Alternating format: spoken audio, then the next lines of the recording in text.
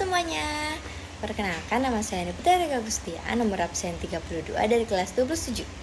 Di sini, saya akan menceritakan sedikit mengenai peristiwa perundingan Linggajati yang terjadi pada 10 November 1946. Tentunya, suatu peristiwa dapat terjadi apabila ada hal yang melatar belakangi terjadinya peristiwa tersebut. Adapun hal yang melatar belakangi terjadinya peristiwa perundingan Linggajati ini yaitu Jepang yang menetapkan status quo di Indonesia. Dan hal tersebut menyebabkan konflik antara Belanda dan Indonesia. Nah, apa sih status quo itu?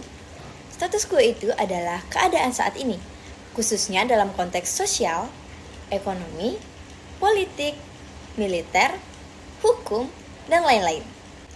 Nah, setelah tadi kita membahas mengenai latar belakang terjadinya peristiwa ini, adapun hal kedua yang akan kita bahas yaitu di mana terjadinya peristiwa ini. Perundingan Linggajati dilakukan di Linggajati, sebelah selatan Cirebon, yang dipimpin oleh Lord Kilian. Adapun tujuan utama dari perundingan Linggajati ini yaitu untuk memperoleh kemerdekaan Indonesia dari Belanda. Tetapi, Belanda tetap bersikukuh dan tidak mau menyerahkan bangsa Indonesia. Sehingga Belanda tetap mengklaim bahwa sebagian wilayah Indonesia tetap milik Belanda. Lalu saat dilaksanakannya perundingan Linggajati ini, Indonesia dan Belanda sama-sama memiliki perwakilan atau yang disebut delegasi. Adapun delegasi Indonesia yaitu Sultan Syahrir dan delegasi Belanda yaitu Profesor Schermerhorn.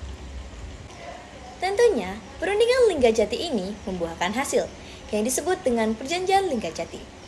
Adapun hasil dari Perjanjian Linggajati yaitu yang pertama, Belanda mengakui kedaulatan Republik Indonesia secara de facto atas Jawa, Madura, dan Sumatera.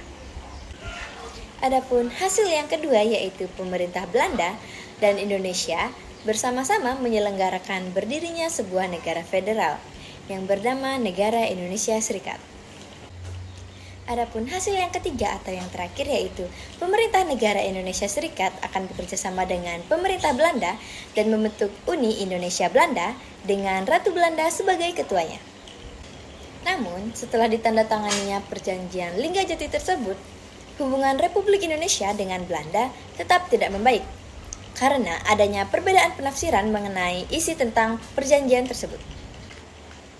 Belanda tetap yakin bahwa Republik Indonesia merupakan anggota persemakmuran yang berbentuk federasi. Namun, urusan eksternalnya tetap diurus oleh Belanda. Belanda juga menuntut dibentuknya pasukan keamanan bersama. Belanda akhirnya menggelar aksi polisional atau yang disebut sebagai agresi militer Belanda.